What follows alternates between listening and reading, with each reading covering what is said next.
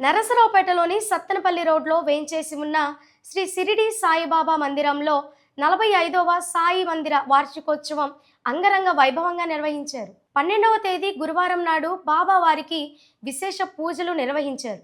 అదేవిధంగా 13వ తేదీ శుక్రవారం నాడు ఉదయం కాగడ హారతి, మంగళ స్నానం, పంచామృత అభిషేకం, విశేష పూజలు నిర్వహించారు. అదేవిధంగా ఓం సాయి, శ్రీ సాయి, జై జయ సాయి అంటూ ఏకాహము నిర్వహించారు.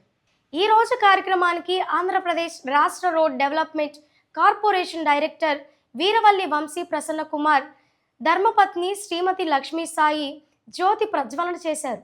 అనంతరం వచ్చిన భక్తులకు శ్రీ షిరిడి సాయిబాబా సత్సంగ్ కమిటీ సభ్యులు అన్నప్రసాదం వితరణ కార్యక్రమం నిర్వహించినట్లు ఆలయ అర్చకులు తెలిపారు.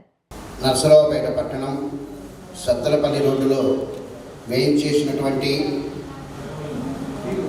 శ్రీ షిరిడి సాయిబాబా మందిరములో ఫిబ్రవరి 13వ తారీఖు 2026 సంవత్సరం 45వ వార్షికోత్సవం శ్రీ షిరిడి సాయిబాబా సత్సంగ్ కమిటీ వారి ఆధ్వర్యంలో అత్యంత వైభవపరితముగా వార్షికోత్సవ మహోత్సవ కార్యక్రమం నిర్వహించడం జరుగుతుంది.